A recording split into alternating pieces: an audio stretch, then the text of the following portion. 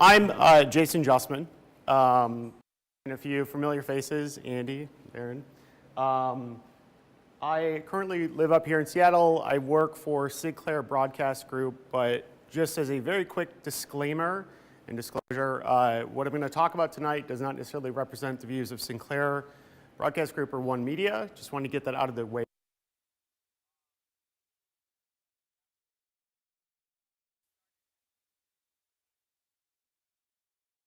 Toaster Flyer, and then upgraded to a Media 100, which was data translation back in the day. So if anyone goes all the way back to dealing with component Betacam SP, I probably played around with it, but it gave me a really good foundation to understand some of the use cases and challenges that broadcasters have on a day-to-day basis and how the industry is changing and how that's challenging. So the big piece that comes along together, and what I've noticed is that traditional broadcasters are very focused on hardware and infrastructure and transmission, right? These are things that software people, we've gotten really good at not having to worry about those things anymore. There's so much that great partners like Bitmovin do in the marketplace that we don't really need to run any infrastructure, and we don't want to run any infrastructure, right? If we have to spend any CapEx for physical infrastructure, it means we are severely limiting our ability to be agile and flexible in the marketplace. So what this all comes back to is really looking at how the industry innovates for broadcast, for media, for digital. There's kind of this convergence point that's coming together where we have OTT is really, really a big player right now. But in the future, what we think potentially is there's going to be this convergence between OTT and OTA. So traditional broadcasting for the past 20 years have been transmitting their content on a technology called ATSC 1.0. It was very, very innovative at the time, and it started coming out right about 1997. And it was the pinnacle driver from moving from analog transmission to digital. Now, most of us were probably still in high school when that happened, or younger than that. So we don't really understand the impacts of how painful that was to the industry to do that. Now, what I'm giving you are some quotes from the ATSC organization about ATSC 3.0. I'm not going to talk about what happened with 2.0. But it sounds like there was a lot of challenges in between there, and so they just decided to move forward. But what's important to note here is that it's a suite of voluntary, right? Traditionally, broadcasters have to adhere to the policy and regulatory compliance from the FCC. We are in the public trust. We have a responsibility, therefore, we have an obligation not just to our audiences, but for also ensuring that we are in compliance with the RF side of spectrum management. Again, this goes back 100 years ago when RF meant that people were winding coils at specific densities and radiuses and lengths because that's how oscillators worked. And if you had a transmission that was noisy, you would interfere with other people. The transformational part of how this works is that we no longer have to worry about that. There's things and technologies in place. It's called software-defined radios. What it essentially lets you do is to be able to pick out any frequency in a marketplace.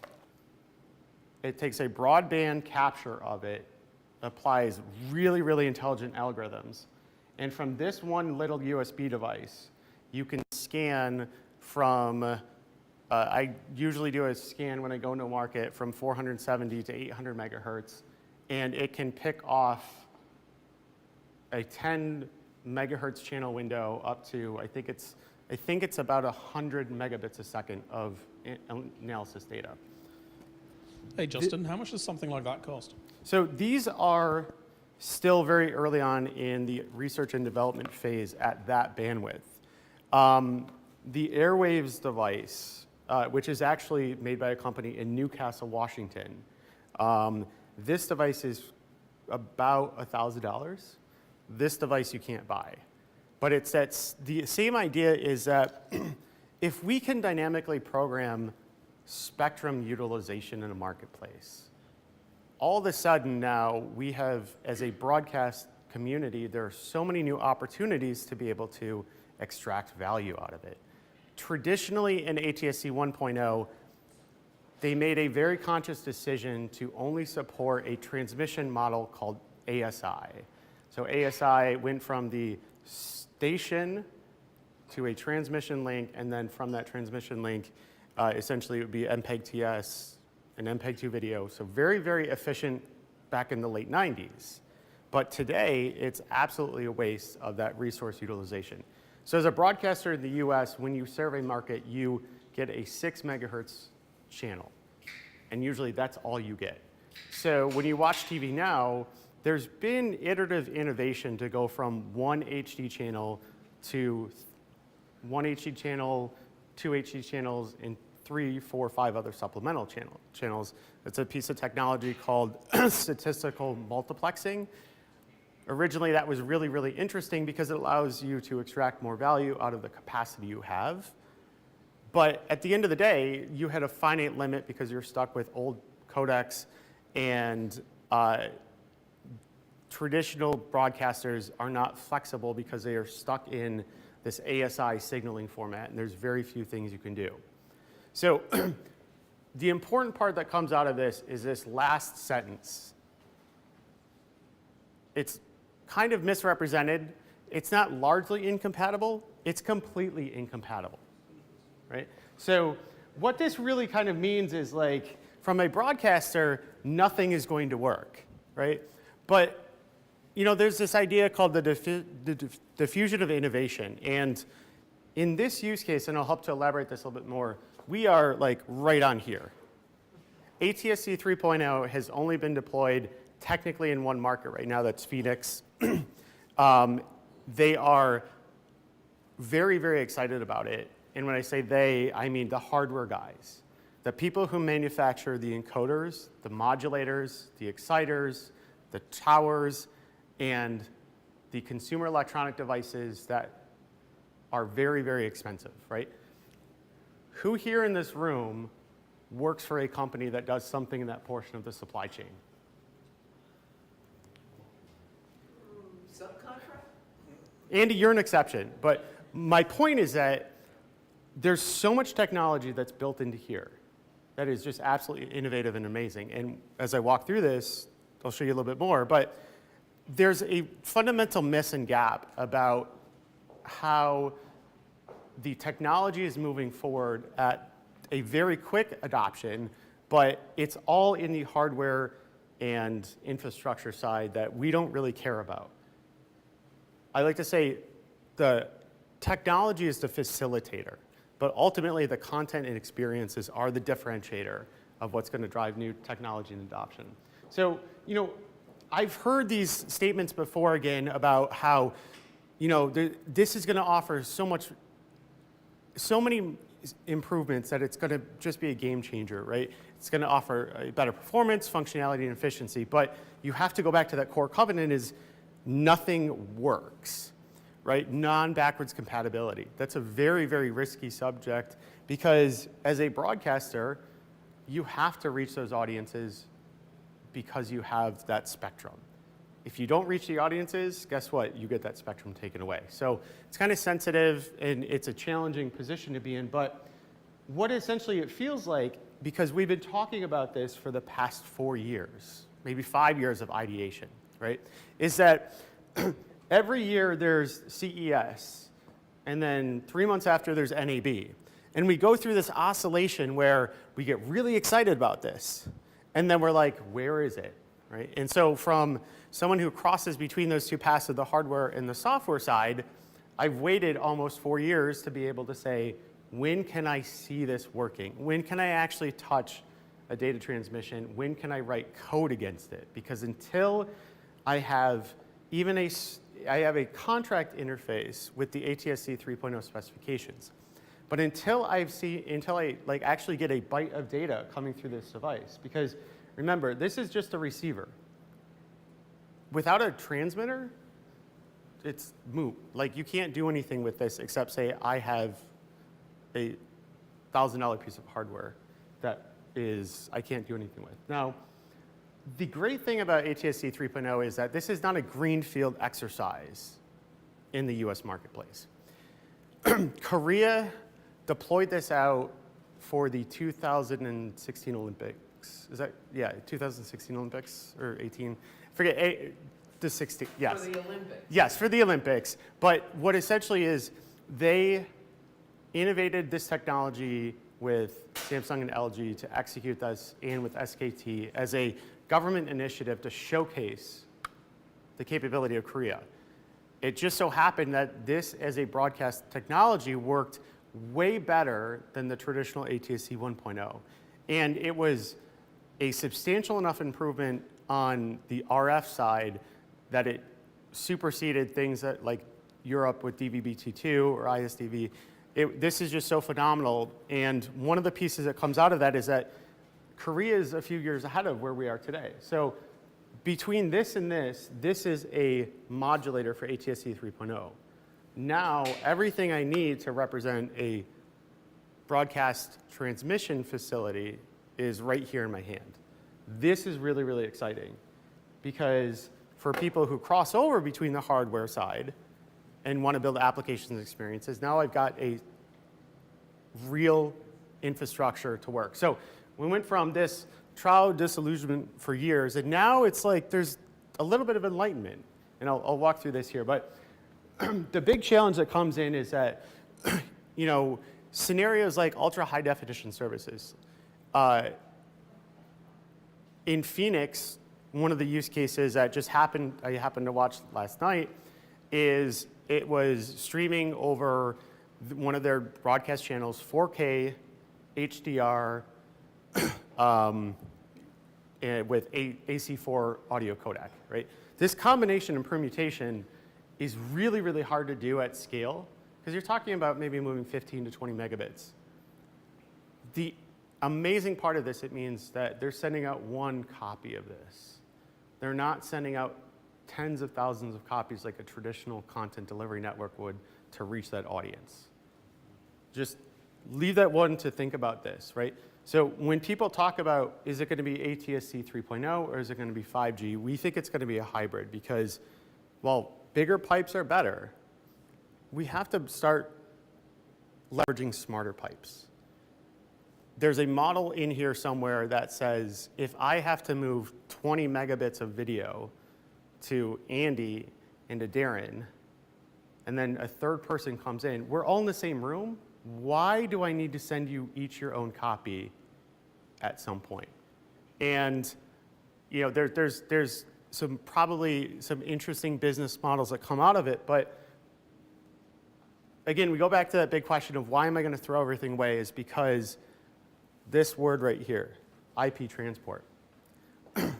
The really, really dumb thing that happened with 1.0 is a proprietary protocol and encapsulation format. The really, really smart thing with ATSC 3.0 is it's all IP multicast. And that means there's 25 years worth of technology and software to support moving bits and bytes. So when this all comes together, essentially about 8 years ago, it started with the realization that they were getting themselves locked into a corner backed with what's called the Grand Alliance. This was when they first came up with, they were fighting between what's called 8 VSB and QAM. So 8 vestigial sideband is, they're radio oscillations, there's certain carriers that oscillate through, and then there's QAM, which is a constellation model. Again, back in the mid-90s, those were so innovative because previously, I don't mean to go into too much technical detail, but it was either frequency division multiplexing, time division multiplexing, or CDMA. And so FDM was those original analog phones that you had where if I made a phone call, it would be at this carrier and pilot. Time division was the first piece of getting the quantization so that way multiple people can be scheduled on it. And then code division multiplex access was the first utilization to establish a wideband channel for this. Now, again, just from a high level, the way that this works is that technology's advanced so far is what we're able to do is granularly control all 3 of those variables. We can control the frequency, the time and the modulation to the point that is down to essentially the lambda oscillation, which is really, really interesting, and we can do it in software. So what that means is when we start building these networks out, it is what we call a single frequency network. And the single frequency network is such a granular point of control that we can emit what's called a bootstrap, which will identify the preamble for data transmission. Now, it sounds super complex, but what it means is now any device can wake up and receive that from the bootstrap signal and be able to process that data if it's relevant to it. And the data it's processing is IP. So if you have ever worked with AWS IoT, this was a great deployment of a pub-sub model. When you start thinking about that, this is exactly the same use case. Now, I thought we were going to talk about video, right? So this has absolutely nothing to do with video. This is with RF engineering. This is with payload encapsulation. This is with division frequency and time division multiplexing. All these things that the only people who probably really care about this would be double E's who went to school, right? And then we've got this different model of layer division multiplexing, which means that different towers in the single frequency network can have the same core payload, but then modulate on top of the waveform separately. And then we have all these exciting things about constellations of QAM and different carrier capacities. And then we get to the structure of the transmission system where it goes through multiple timings. And again, this is all in software now. And then we get into the ability to fragment that 6 megahertz channel up into multiple physical layer pipes in a virtual channel, so we can have different modulation schemes based upon the transmission and durability. But where this all comes together, which is really exciting, is they did not overlook video on this. Essentially, everything in ATSC 3.0, and the discussion earlier was great because it's all ISO BMF. Everything that's delivered over ATSC 3.0 is leveraging essentially that same statistical multiplexing model just at a massive scale. And not just for the content quantization, but also for the distribution of that data. The reason that this is super important and why the 5G versus 3.0 and why this is the right decision to make goes to one last piece of scientific exercise. So back in the 40s, the Bell Labs, the old telephone company, had a research division, and there's a brilliant engineer called Claude Shannon, and he came up with this model that said that in a noisy communication channel, there is an upper bound of what you can transmit in that channel. This is the that's called the Shannon Limit. This curve on here represents that. This is because of all the degrees of options that you have in transmitting a signal in ATSC 3.0 from the RF side. This is probably the closest we will get to getting to the Shannon Limit, which is the most optimal utilization of your scarce resource, which is spectrum, to communicate information over it. This was really important for Bell Labs and AT&T long lines back in the day because they spent billions of dollars to build wireline infrastructure and carrier networks to be able to make a phone call from New York to LA. Right now, everything's all IP. Back then, they had to put transmission towers every 30 miles to move that data. And they had to worry about this all the time. Now we don't have to worry about it. But what gets really interesting is that, so everything's in software, right? And we can get down to the waveform level to control this device and what it receives. What if I could also make this device talk back? Everyone's talking about how 5G is great for bidirectional use cases, but ATSC 3.0 is still a broadcast protocol. About 2 months ago, the same engineers that figured all the other stuff out, they figured out how to make these devices communicate back in that same forward block of spectrum. What that means is now any ATSC 3.0 capable receiver that complies with this specification can be an addressable device and communicate back.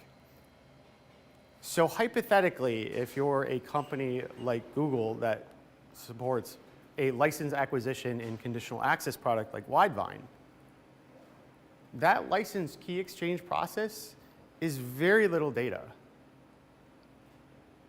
And that transaction can occur now without you having to be connected onto the network. So there's a lot of interesting use cases that come out of it. And going into some more detail is there is two fundamental ways of distributing content in ATSC 3.0. The one that you will probably hear the most about is what's called Route Dash. So this is what's called a layered IP distribution model that essentially is a dash manifest MPD delivery, and people are trying to be really smart and support live distribution use cases over this. Again, the problem comes in is that this is still a noisy communication channel. You don't ever cross over the Shannon limit because sometime there will be noise in the signal that prevents you from receiving the content.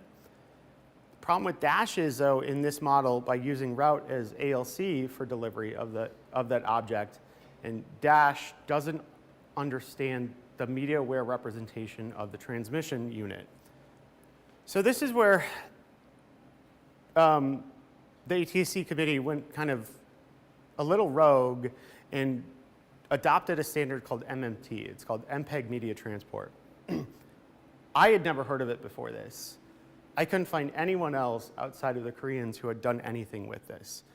And essentially what it is it's a fragmentation-aware transport layer that essentially in ATSC 3.0, as you receive content from the broadcast, it's fragmented, and the de-encapsulator and the player know every piece of that transmission as it comes in, rather than you just playing the ISO BMF boxes accordingly.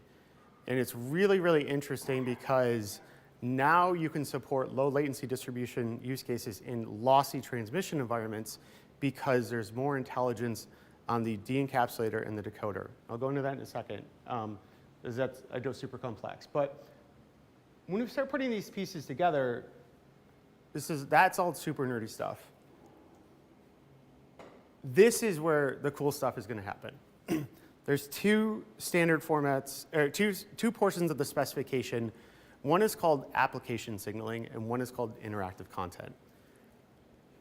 They realized where convergence was starting to come, when they wrote this up 3 or 4 years ago, and they saw that technologies like WebSockets can allow for bidirectional and asynchronous communication between a hosting app and essentially a companion app, or in this case, in a TV ecosystem or a connected device ecosystem. And then they said there's some really great graphics capabilities that have come out here. So why don't we support not just compositing, but also transformation and capabilities on top of it? So essentially, the next kind of wave of, now that we got all the baseband infrastructure working, is by being able to control and interact with the forward broadcast and being able to provide those experiences through the over-the-air transmission, I think there's going to be a lot of interesting use cases where really, really smart people can start building OTT experiences over OTA. And what that means is I'm no longer having to distribute out my content in lower qualities, because everyone in a market will get the forward transmission, which is going to usually be a HD 1080p 60 rendition of content. You're no longer getting ABR ladders. You're no longer getting buffering windows. Your device is going to be smart enough to be able to rebuild that on the fly, or have a caching capability. If you guys have seen the Amazon Recast, that's a great use case where it has a terabyte of data next to it. And because this is all IP, those objects can live on your DVR device, and with conditional access on top of it, now you don't even have to wait for that content to come through because it's already in your environment. So when we start putting these pieces together, there's been a ton of investment, a ton of research and development, and a ton of work done on the RF side, the plant side, but that means nothing to us in here. So 2 months ago, I was out on the East Coast, and I had this guy with me, and I said, now I can start touching it, I can start feeling it, I can start seeing what this looks like, because this just gives me back an IP data stream. There's nothing special about this except translating all that technical detail to giving me IP data flows. So if you've ever used Wireshark before, or TCP dump, you have everything you need to take this, all this stuff, into a completely virtual environment. So the last piece of this is that I have started an open source project about 2 months ago with the objective of demystifying ATSC 3.0 and getting a software engineering community more involved into it. Because ultimately, if we can help make the technology the facilitator, there's a great opportunity in here. And so I'll walk through this just in a few more minutes, but every time I go to a market that has ATSC 3.04 transmissions, I have a second laptop that I take PCAPs of. I have those checked into GitHub. Inside of the ATSC 3.0 specification, there's service location table acquisition, there's MMT de-encapsulation and service level signaling, there's ALC route object reconstitution, and then dash replayback. There's ISO BMF remultiplexing into the audio and video assets elements into one ISO BMF data stream, and then I pipe that through FFplay. So what it means is that all in software on my laptop, I can be a virtual broadcaster and replay content. So just to give you an idea, when I started building this out, I didn't really think I was going to be able to get this far here. But so for the purposes of this, I have been running this for the full demonstration on a, oh, sorry. Let me switch screens. So for those of you who love CLI interfaces still, so this is a breakdown of the IP data flows that are coming from I've got a virtual machine that's just running PCAP back through here, a TCP dump replay of, this was a transmission that I captured from over there, I think. Just pull this one up full screen.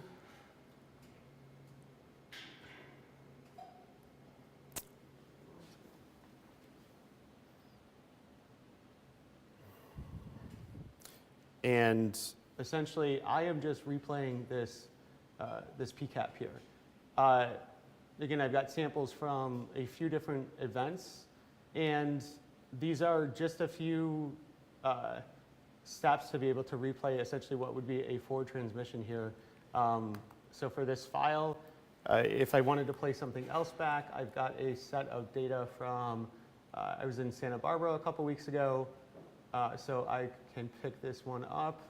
Essentially, I will do,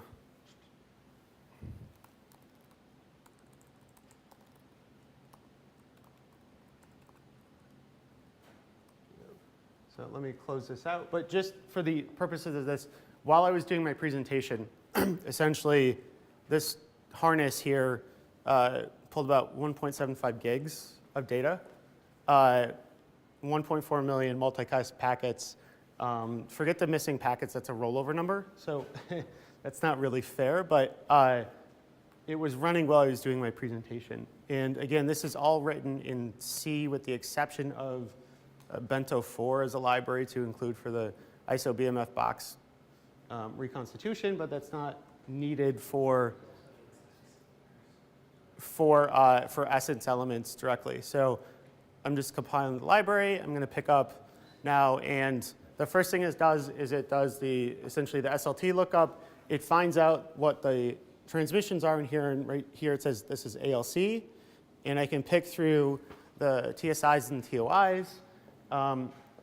In this use case, behind the scenes, so I'm going to pick it to go to the service ID of 1.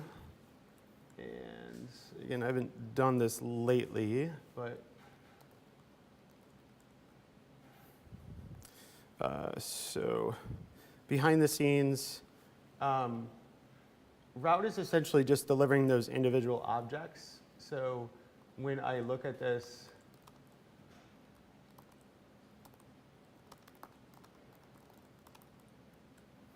what I have is essentially I've got a signaling payload here, which is the EFDT, which tells me what the objects are inside from the layered delivery.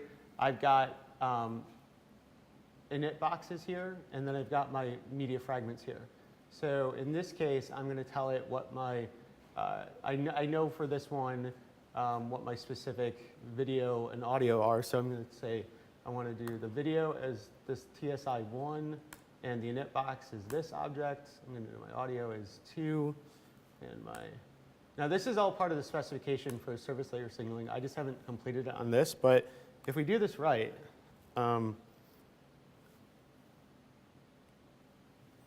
just make sure it didn't. Thousands of hardworking families. So it's on my other screen, but for the purpose of this, you're watching ATSC 3.0 with route delivery on here. Let me just switch over to mirroring my displays. And it is a over-the-air capture that I made with the red zone receiver. So this is all code that's checked into GitHub, and the PCAPs are checked into GitHub. So kind of my ulterior motive in going through all the hard parts of this early part of the discussion about what is ATSC 3.0, why is it such a game changer, and how does that help everyone break down the barriers to be able to adopt this. My hope is that what you can see here is what will be coming to market very soon.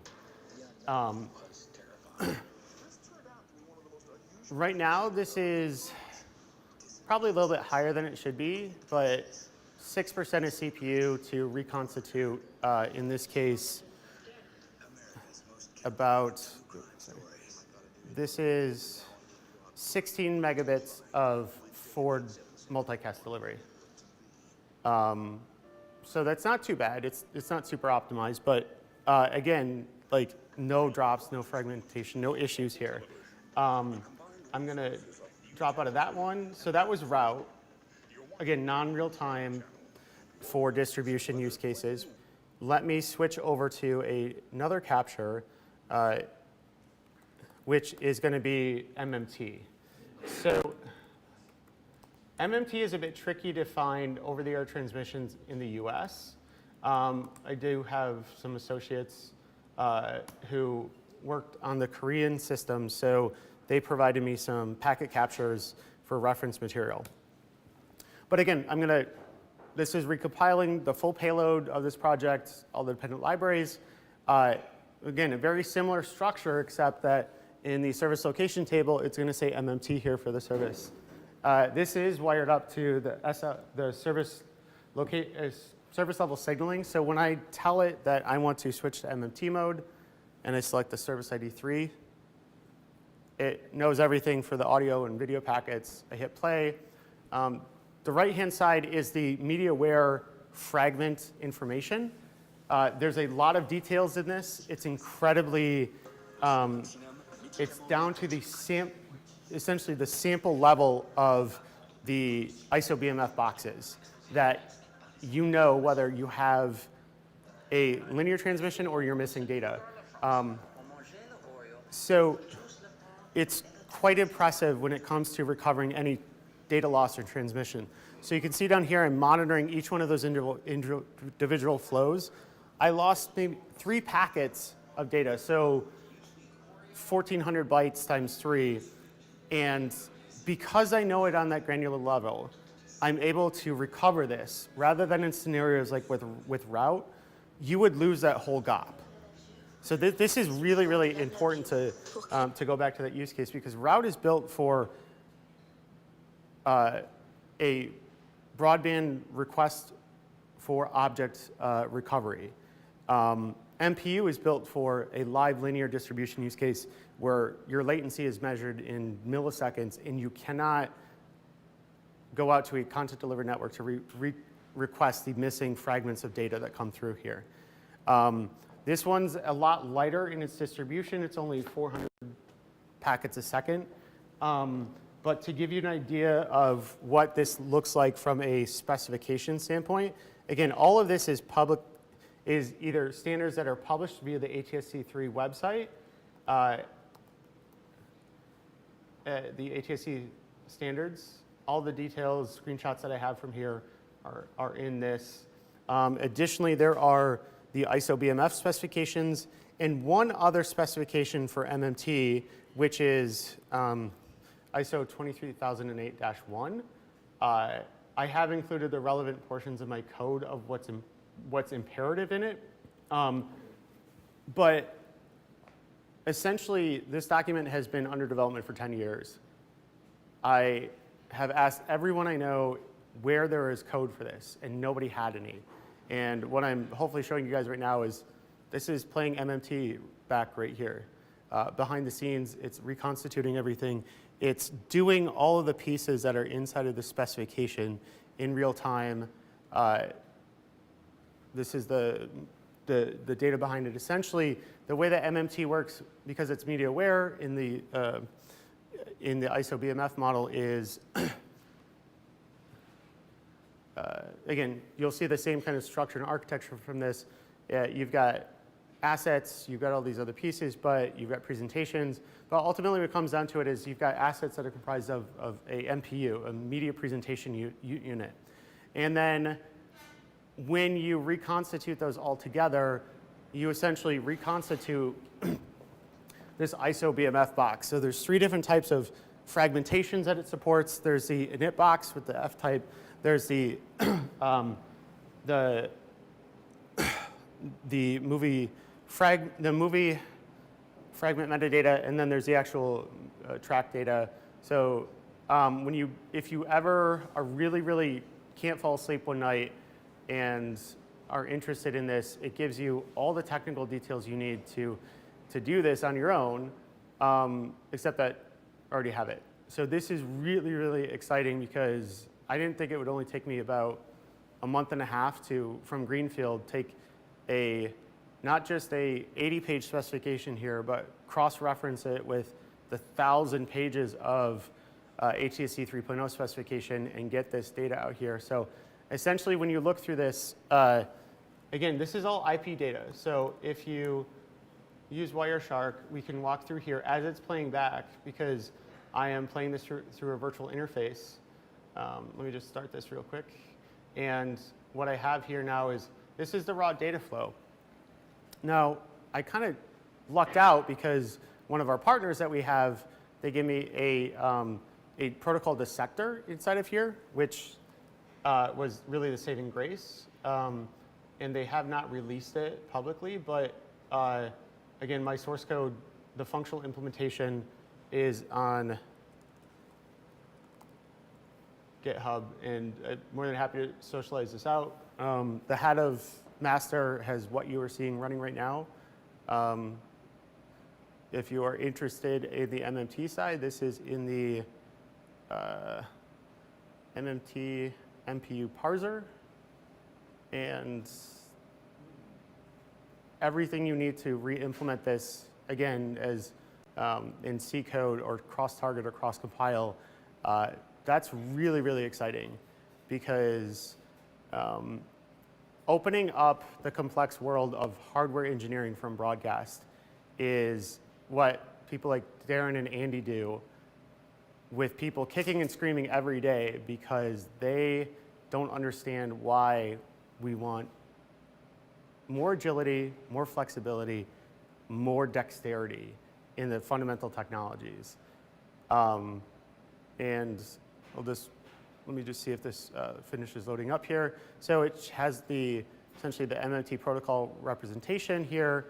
Again, we will see that inside of the MMT media presentation unit, this is a fragment type of 2. It contains the sample data from it. And then there's a number of great open source tools like Bento 4. And if you have not used them, I highly recommend taking a look at it. Bento 4? Yes. It's Bento 4. And if you've ever wanted to see what was inside of a ISO BMF MPU, essentially everything you need to cross-reference in the ISO BMF specification, this tool will give you the data output to see. So this is one of the reconstituted fragments playing back through FFplay. And all the boxes are here. It assists with you being able to recalculate samples and durations and adjust things accordingly. Very, very powerful if you have not had a chance to use it. So just to wrap things up,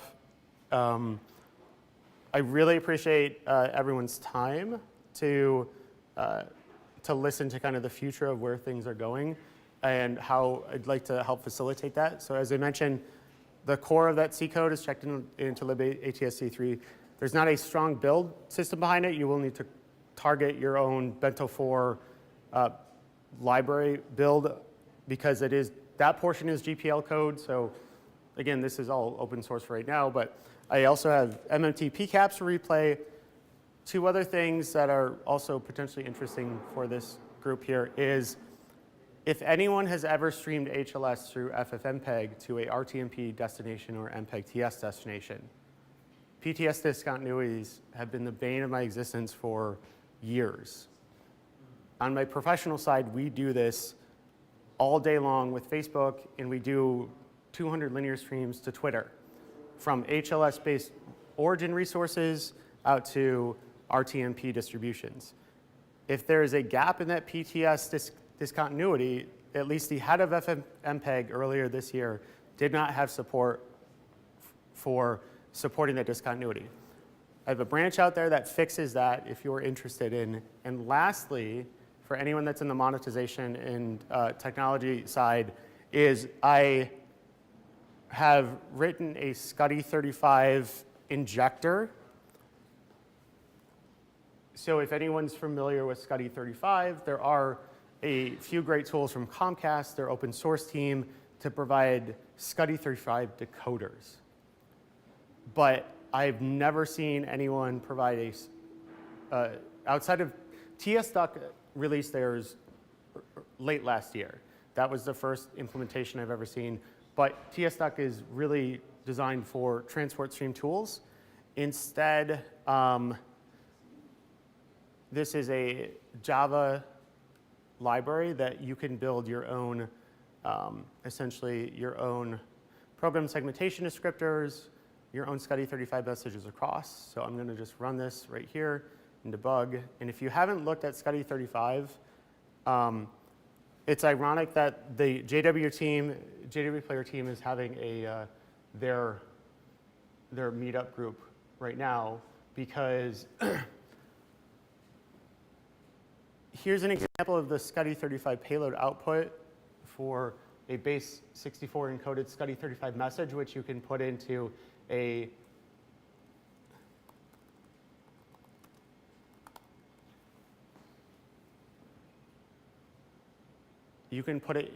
mux it into the manifest and trigger a client-side add insertion all the way through using an industry standard form of add triggering and decisioning.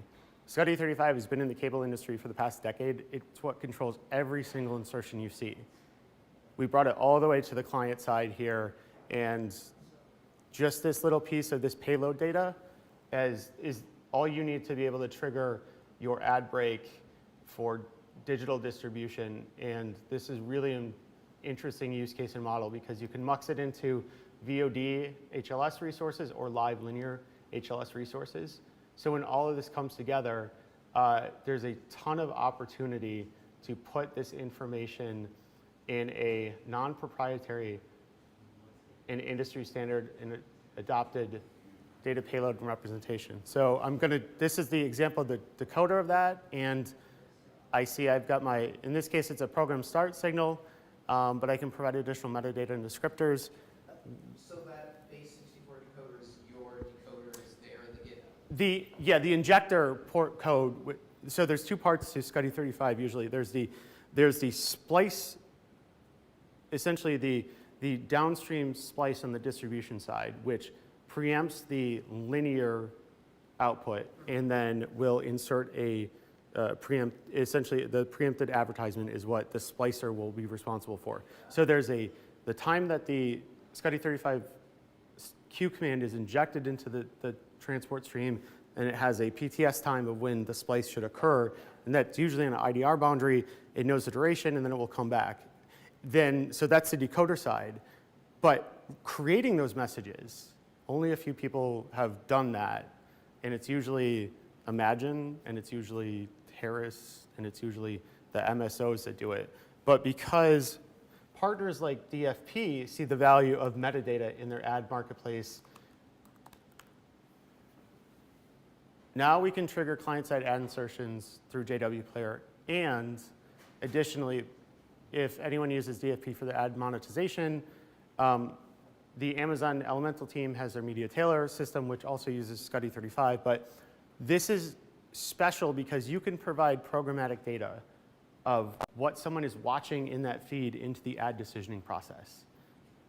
So if I'm watching, let's say, Cheers through digital distribution of my OTT device, I don't need an out-of-band command anymore because it's in the payload for it, and now your ad decisioning server can essentially do reconciliation and revenue reporting like a traditional linear traffic system. And you can also use that programmatic data for programmatic creative buys, and then also, so I can buy into a specific show or episode now for digital. With downstream with your ad target. Yeah, exactly. Through the right ad decision structure, but Google has started working on this, and if they've adopted this, there's got to be a lot of other opportunities to come together, not just with Google, but with Media Tailor, with other private marketplaces, Freewheel. The more metadata that can be provided contextually in because remember, the challenge comes in server-side ad insertions. You can't provide real-time metadata of what someone's watching in like a linear feed. Like, you can trigger a client-side ad break, or you can trigger a out-of-band command from like an OTT experience. But now the ad decisioning server, as it's playing out that VOD content, will know exactly the metadata that was injected by the distributor, or for live content, they can make decisions without having to send additional metadata. We can talk about it later, Andy. But this is going to be super interesting because it essentially makes complex traffic systems and automation that need to know programming data with ad buy data. You have it now. So. I know there was a lot to go over, and is there any questions I can help answer? What other markets other than Phoenix? So, Question was what other markets other than Phoenix? yeah. So, Santa Barbara, what we're finding is that PBS is very interested in this use case and model because, along with the technology that's applied from the distribution side, that means that it can also change their facilities' operational costs to be able to move to the cloud substantially. And in a business unit like PBS, while it is publicly funded, that is every year keeps walking down. So they have to find a way to drastically reduce their cost basis for operation. And a lot of what PBS does is distribution. If we can move all of this to a cloud-based model where those data streams are sent out to individual markets because it's IP multicast, all of a sudden then this is what we start thinking about of a next generation broadcast platform where it's not racks of equipment, it's not virtual servers, it's not edge devices, it's the opportunity to be able to produce this content with a multicast network overlay, be able to distribute it out, and because it's so flexible, the value of the spectrum that is available now, which didn't ever exist before, now other players can share into that market or other partners can buy into that market. If I'm a content delivery network, maybe there's a use case there.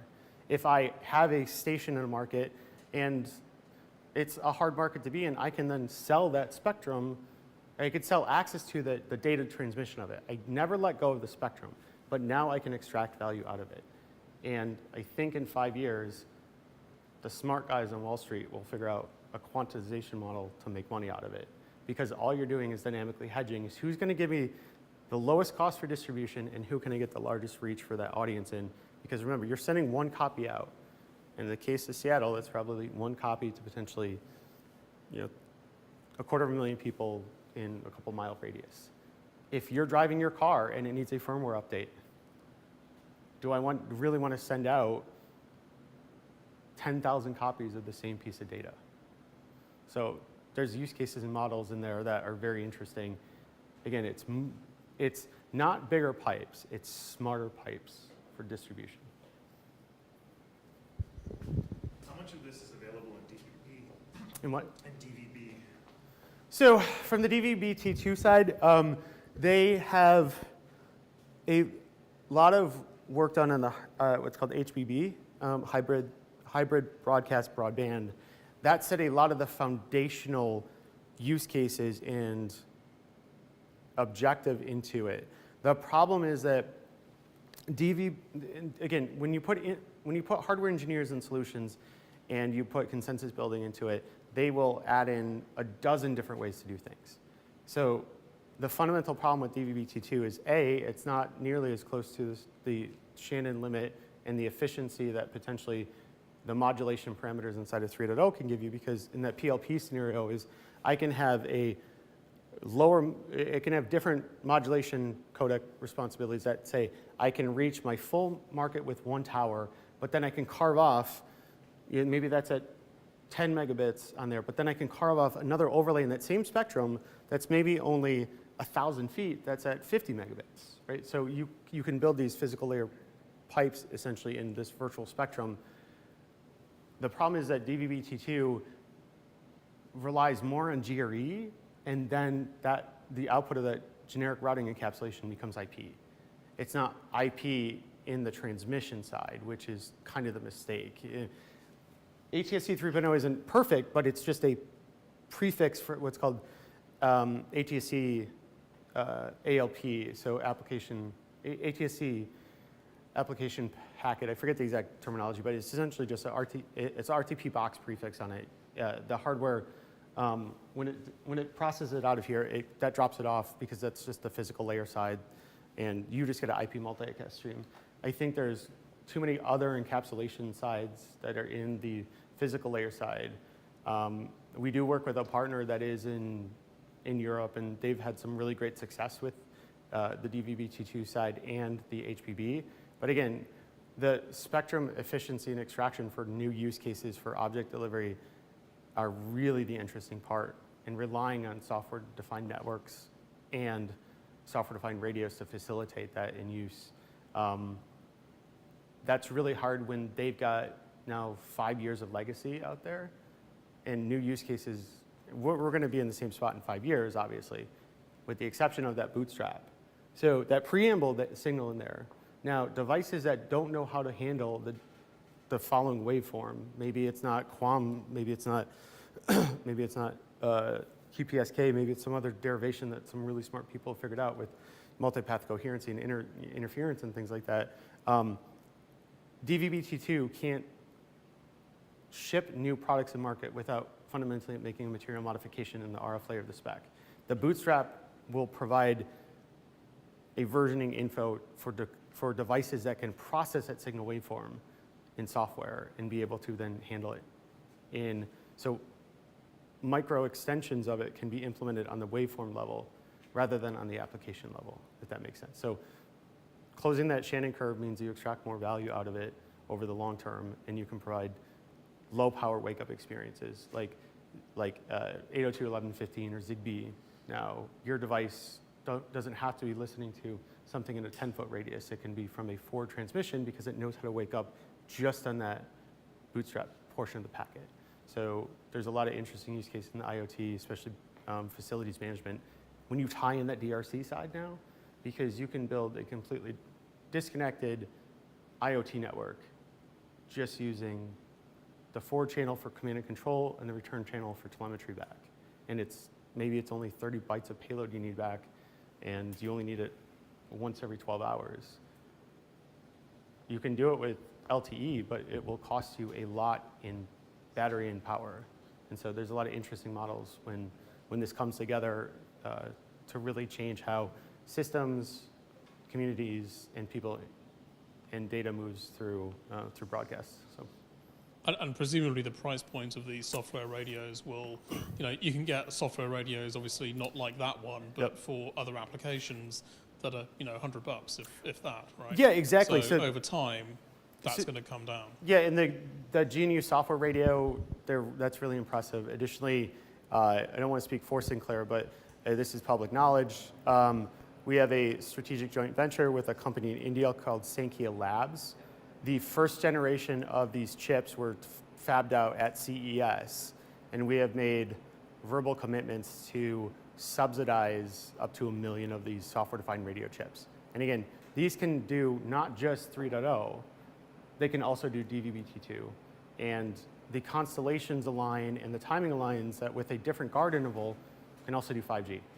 So there's a lot of interesting use cases that come out of it where now you're not paying to upgrade the baseband side of your phone, or you're not paying to upgrade capabilities of the next AT&T 5G network that's not really 5G right now because it's just a microcode update to the software-defined signal analysis waveform processing. So. Any more questions? Yes, Andy. Can that device using those new chips go 10 feet at a low bit rate? So yeah, so I was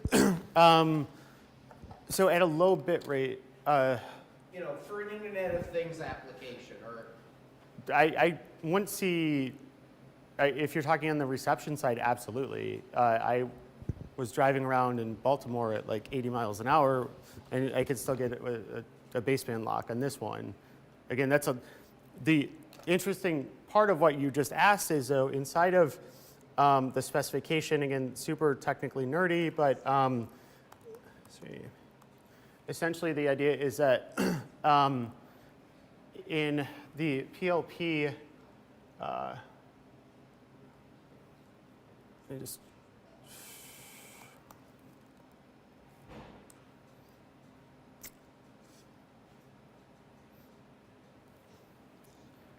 so in the physical layer protocol side of this is that you can define those virtual channels essentially in that one block of here.